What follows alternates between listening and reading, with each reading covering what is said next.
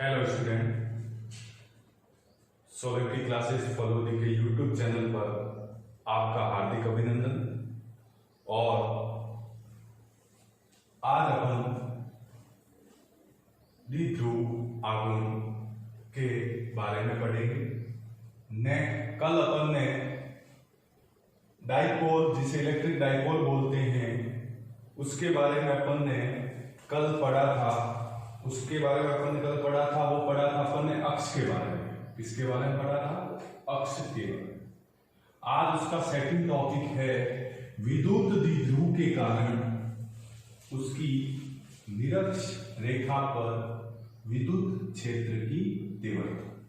निरक्ष रेखा पर विद्युत क्षेत्र की तीव्रता। चलिए, ज्यादा से ज्यादा सोलन की क्लासेस फॉलो दी गई यूट्यूब चैनल को ज्यादा से ज्यादा शेयर करें, जिससे बच्चों को इस टॉपिक के बारे में लाभ मिल सके। चलिए, मैं कल का थोड़ा सा एक बार क्लियर कर देते हैं कि कल अपन ने देखा था डाइपोल। क्या देखा था? Dipole, electric dipole. Electric dipole का मतलब क्या होता है? मतलब विद्युत द्विध्रुव। विद्युत द्विध्रुव। देखो, डाई का मतलब दो, अपन पता है चार्ज। चार्ज मतलब आवेश। कितने टाइप्स देखे थे? एक था पॉजिटिव, एक था नेगेटिव। मतलब डाई का मतलब क्या हो गया? दो। दो का मतलब एक पॉजिटिव और एक नेगेटिव, जो कहां स्थित हो? एक ही पोल पे स्थित। जैसे यहां हो गया माइनस, यहां हो गया प्लस। यहां पे Q, यहां पर भी Q। तो डेफिनेशन कल देखी थी अपन ने कि जब परिमाण इसका क्या हो? समान हो। परिमाण समान तथा प्रकृति कैसी हो? विपरीत। तो यह अत्यंत अल्प दूरी पर रखे गए हो तो उसे अपन विद्युत द्विध्रुव या इलेक्ट्रिक डाइपोल कहते थे। और कल अपन ने इसका छोटा सा फॉर्मूला भी देखा था कि इसका मैग्नीट्यूड, या फिर अपन बोल सकते हैं परिमाण में आवेश Q इंटू इन दोनों के मध्य की दूरी, जिसको कितना माना था अपन ने? 2a। इन दोनों का क्रॉस प्रोडक्ट क्या कहलाता है? इलेक्ट्रिक डाइपोल, विद्युत द्विध्रुव। एक चीज का आपको यहाँ पे एक बात का ध्यान रखना है कि इसकी जो डायरेक्शन होती है, इसकी जो दिशा होती है, वो होती है नेगेटिव टू पॉजिटिव। मतलब ऋणात्मक से धनात्मक की ओर दिशा होती है विद्युत द्विध्रुव की। चलिए, अब अपन आज वाले टॉपिक पे आते हैं। डेरिवेशन है निरक्ष रेखा पर अपन को विद्युत क्षेत्र की तीव्रता की गणना करनी है। चलिए,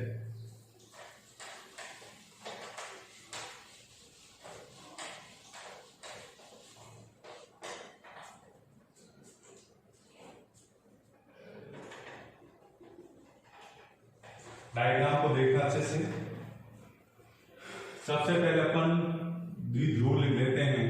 द्विध्रुव के अंदर ये ले लिया नेगेटिव, ये ले लिया अपन ने नेगेटिव, और ये ले लिया अपन ने पॉजिटिव। नेगेटिव चार्ज और पॉजिटिव चार्ज।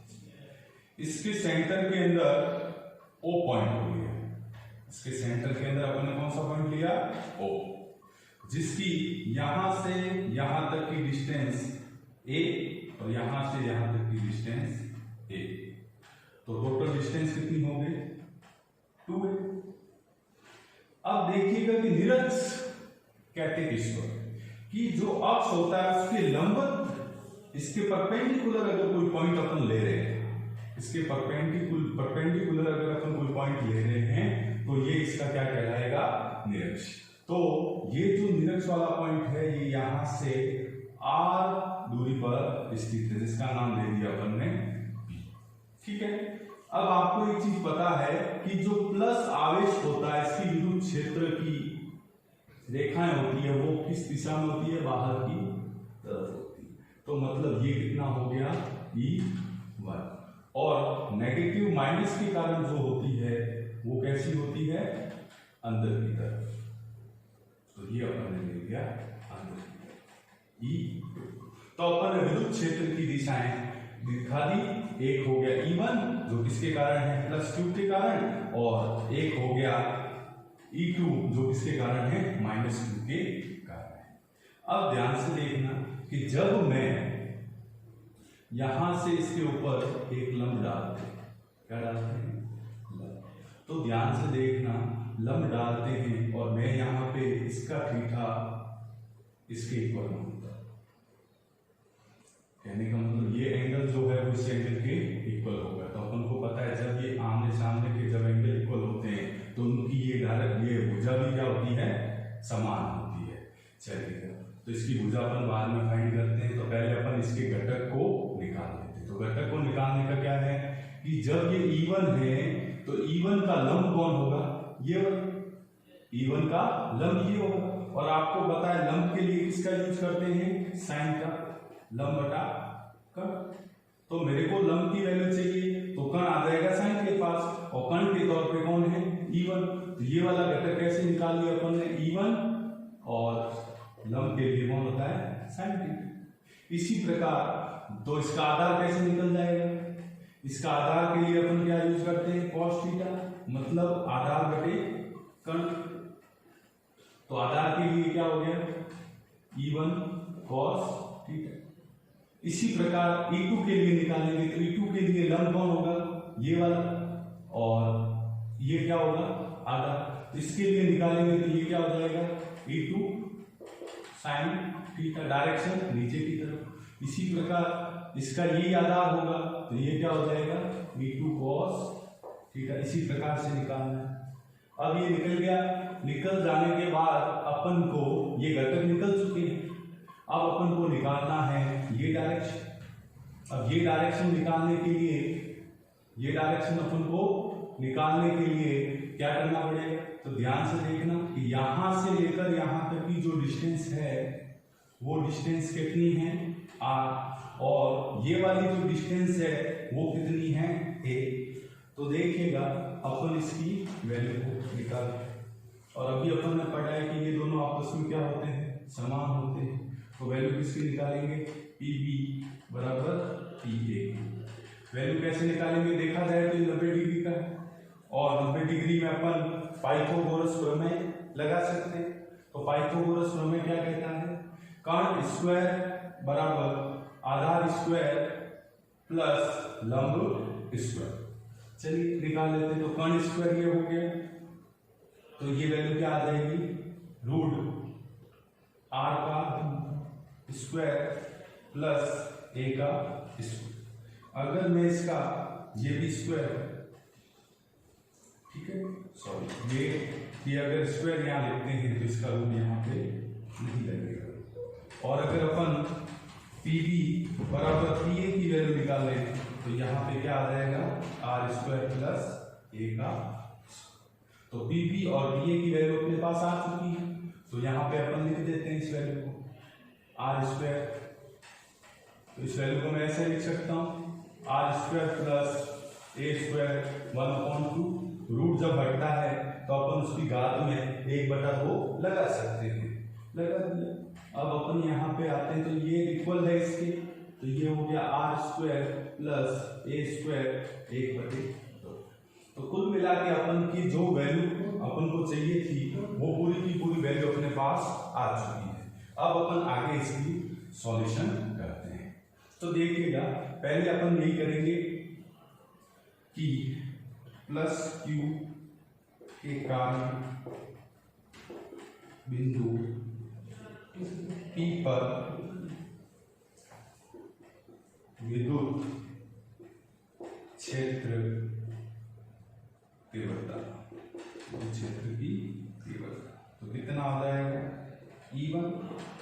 ये E1 निकाल रहे हैं तो E1 कितना हो गया, आपको पता है तीव्रता होती है जो क्या होती है, KQ/R²।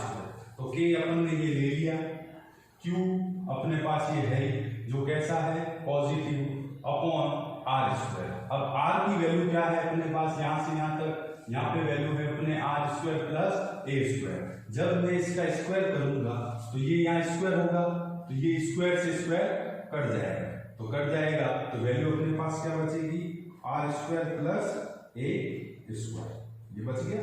डायरेक्शन देखा जाए तो डायरेक्शन इसकी क्या हो जाएगी, बी से पी की दिशा, दिशा इसकी क्या हो गई, पी की दिशा। समीकरण नंबर 1 लगा।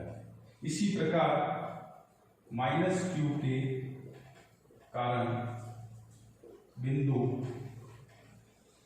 P पर विद्युत क्षेत्र की तीव्रता ये कितनी आ जाएगी, E2 बराबर KQ अपॉन, अब देखिए ये डायरेक्शन ये कैसा है, नेगेटिव, तो अपन क्या करते हैं, इसका जो परिणामी तीव्रता होती है वो कैसी होती है, समान। तो ये कैसा आ गया, नेगेटिव, कैसा आ गया, नेगेटिव। तो यहाँ पे ये भी डिस्टेंस समान है, तो अपन इसको लिख देते हैं, ये लिखते। इसकी दिशा कहाँ हो जाएगी, P से A की ओर, P से A की दिशा में, समीकरण नंबर। यदि, अब ध्यान दें, अब मैं इस तीव्रता को देखो, एक पॉजिटिव है एक नेगेटिव है, तो मैं इसका परिणामी तीव्रता लूंगा, कैसे लूंगा, परिणामी तीव्रता बराबर होती है, तो मैंने E1 बराबर E2 ले लिया, E1 बराबर E2 ले लिया। अपने पास ये वैल्यू आ चुकी है। अब अपन क्या करेंगे, यहाँ पे एक पॉइंट लिखेंगे। पॉइंट क्या लिखेंगे कि अपन ने जो घटक निकाले थे, P बिंदु पर देखो 2 घटक है, एक है अपने ऊर्ध्वाधर घटक, परपेंडिकुलर घटक कंपोनेंट, और एक है अपन के क्षैतिज, एक कौन से हैं, क्षैतिज। तो देखिए ऊर्ध्वाधर जो घटक है देखो अपोजिट डायरेक्शन में, एक है ऊपर की तरफ, एक है नीचे की तरफ।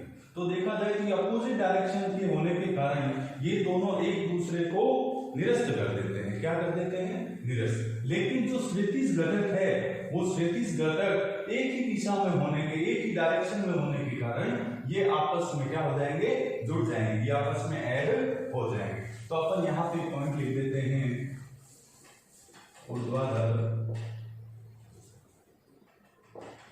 घटक E1 sin थीटा वह E2 sin थीटा विपरीत दिशा में होने के कारण निरस्त हो जाते हैं। लेकिन क्षैतिज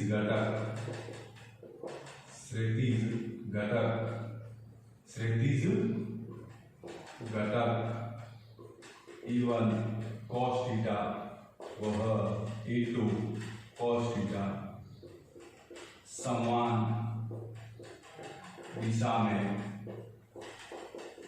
होने के कारण जुड़ जाते हैं, ये जुड़ जाएंगे, क्षैतिज घटक क्या हो जाएंगे, जुड़ जाएंगे। तो चलिए इसको अपन जोड़ देते हैं, तो E निरक्षीय, तो क्या हो जाएगा, E1 cos theta plus E2 cos theta. अब ध्यान देना, अपन यहाँ पे एक वेक्टर भी ले सकते हैं, मतलब सदिश ले सकते हैं साथ में, लेकिन उस सदिश की जो दिशा होगी वो दिशा क्या होगी कि जैसे देखिएगा अपन ने पढ़ा है कि ये द्विध्रुव जो होता है वो नेगेटिव टू कैसे चलता है, पॉजिटिव की तरफ।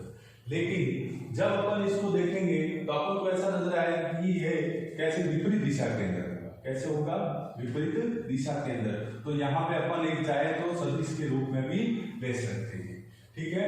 लेकिन अपन ये बात लास्ट में नोट कर लेंगे, इसलिए मैं भी ये हटा रहा हूँ, ठीक है। चलिए ये अपन ने E1 cos theta plus E2 cos theta ले लिया। अब ध्यान से देखना, अपन ने लिखा है परिणामी तीव्रता क्या होती है, बराबर होती है। तो E1 किसके इक्वल हो जाएगा, E2 के लिए, E1 किसके इक्वल हो जाएगा, E2 के लिए हो जाएगा। चलिए तो E2 के लिए हो जाएगा तो अपन E2 के स्थान पे क्या रख दिया, E1 निरक्ष। ये हो गया E1 cos theta plus E1 cos theta, ये हो गया 2E1 cos theta, 2E1 cos theta. ये निरक्ष अपने पास आ गया। अब अपन के पास E1 की वैल्यू तो है अपने पास, E1 की वैल्यू तो अपने पास है, जो वैल्यू कितनी है अपने पास, KQ/R² प्लस A² का होल स्क्वायर ये है। लेकिन अपने पास क्या नहीं है, cos थीटा। तो cos थीटा के लिए देखिए एक अपन त्रिभुज लेते हैं, उस त्रिभुज का नाम है BOP। तो मैंने यहाँ त्रिभुज लिया BOP से, तो मैंने यहाँ पे cos थीटा का फॉर्मूला लिया। cos थीटा क्या होता है, आधार बटा कर्ण, बेस बटे हाइपोटेन्यूज। तो बेस कितना है इसका, a अपॉन हाइपोटेन्यूज कितना है, R² प्लस A² की घात 1/2। क्लियर है। अब अपन ये इक्वेशन नंबर, ये अपन 1 लगा दिया, इसको अपन ने 2 लगा दिया, इसको अपन ने 3 लगा दिया। अब अपन यहाँ लिखेंगे समीकरण 2 में समीकरण 1 वह 3 से क्या रखा, मान रखने पर, क्या रख दिया, मान रखने पर। देखिए मान रखते हैं अपन तो E निरक्ष, E निरक्ष क्या आ गया 2, E1 की वैल्यू अपन के पास है KQ/R² प्लस A², ठीक है। और इसकी वैल्यू क्या आ गई cos की, A/R² प्लस A² की पावर 1/2। अब ध्यान से देखना कि ये तो इसकी पावर है 1, इसकी पावर है हाफ, तो ये घातें आपस में क्या पावर क्या हो जाएगी, जुड़ जाएगी। जब ये जुड़ जाएगी तो अपन इसको ऐसे लिख सकते हैं, तो K का K, Q का Q, 2 किसके पास चला गया, A के पास, अपॉन ये और ये आपस में जुड़ गया, R² प्लस A² की घात कितनी हो गई 3/2, 1 प्लस हाफ 3/2। अब आपको ये पता ही है कि Q × 2A = किसके इक्वल होता है, P के, मतलब डाइपोल के, मतलब द्विध्रुव के। अब ये वैल्यू मैं यहाँ पे रख रहा हूँ, तो यहाँ रखूंगा तो यहाँ वैल्यू क्या आएगी, KP/R² प्लस A² की घात 3/2। तो मेरे पास कितना आ गया 3/2। तो एक बार आप इसका स्क्रीनशॉट ले लीजिए, फिर मैं क्या है कि इस डायग्राम को थोड़ा रफ कर रहा हूँ, इसका आगे पार्ट अपन यहाँ कर रहे हैं।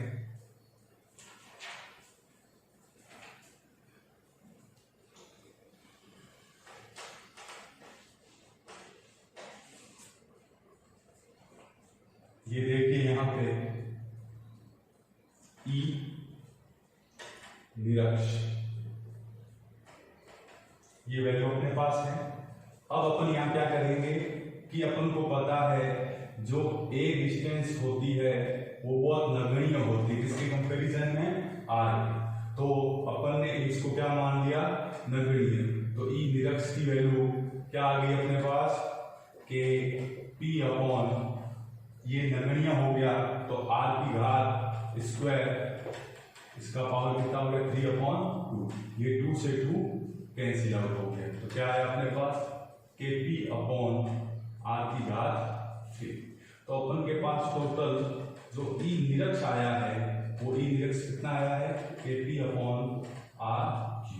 अब इस K की वैल्यू अगर अपन रखें तो ये E की वैल्यू क्या आ जाएगी अपन के पास 1/4 पाई ε0 P/R3।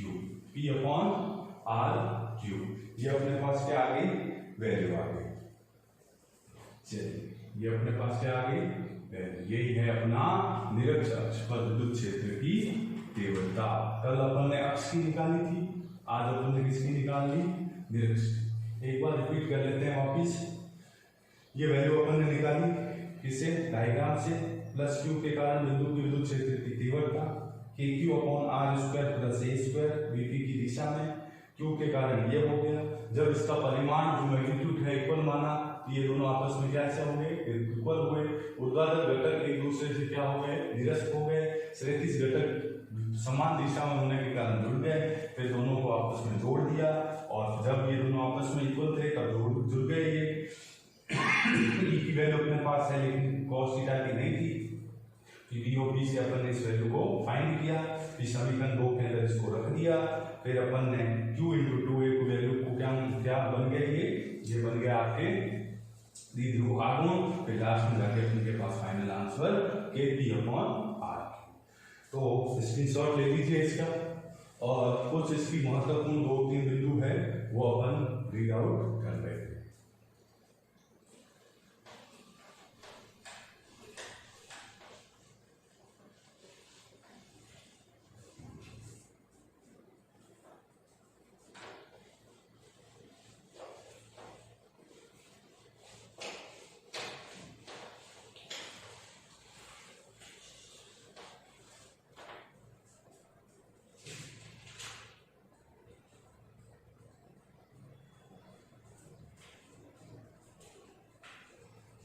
अपन ने कल अक्ष के बारे में पढ़ा। अक्ष की तीव्रता वो कितनी आई थी? वो तीव्रता कल आई थी 2kp/r³। 2kp/r³। अगर अपन अक्ष की तीव्रता और निरक्ष की तीव्रता के बीच में एक संबंध देखें तो संबंध क्या दिखेगा कि ये जो kp/r³ है इसके स्थान पर मैं ई निरक्ष रख सकता हूं। तो मेरे पास ई अक्ष बराबर ई निरक्ष 2e निरक्ष प्राप्त होगा। 2e निरक्ष प्राप्त होगा। कहने का मतलब है कि अक्ष जो है वो निरक्ष का दुगुना होता है। अक्ष क्या होता है? निरक्ष का दुगुना होता है। तो अपन क्या बोल सकते हैं कि अक्ष पर स्थित एक बिंदु लिखेंगे। अक्ष पर स्थित किसी बिंदु की तीव्रता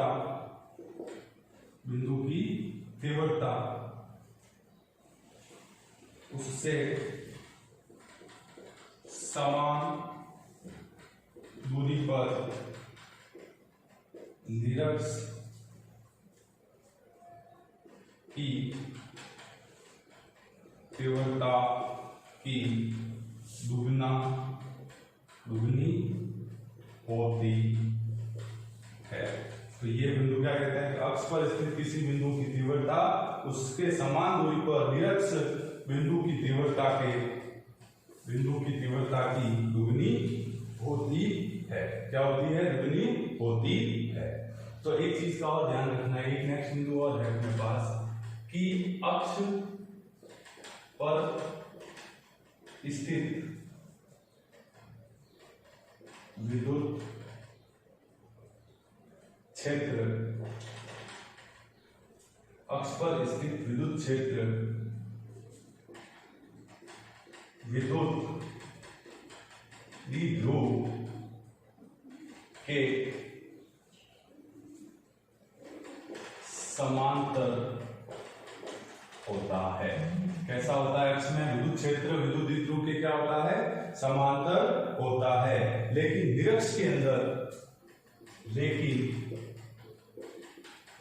निरक्ष में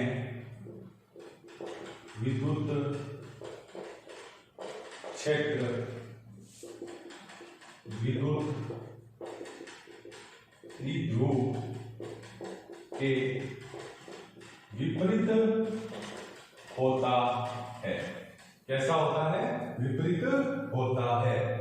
क्या होता है? विपरीत होता है। विद्युत द्विध्रुव आघूर्ण के विपरीत होता है। विद्युत द्विध्रुव आघूर्ण के विपरीत होता है। ये क्या है? आघूर्ण है। क्या है, आगुण के क्या होता है, विपरीत। ये विपरीत हो जाने के कारण अपन ई निरक्ष को सदिश के रूप में भी कैसे लिख सकते हैं, सदिश रूप में कैसे लिखेंगे, ई निरक्ष हो जाएगा KP अपॉन आर क्यूब, आगे डायरेक्शन कैसे लग जाएगी ये, -p वेक्टर, या फिर अपन माइनस ऐसे लगाए तो उसको अपन ऐसे भी निरूपित करते हैं। इसी के साथ अपना निरक्ष वाला जो टॉपिक है वो अपन का कंप्लीट होता है। 16 की क्लासेस फॉलो दी के यूट्यूब चैनल को ज्यादा से ज्यादा शेयर करें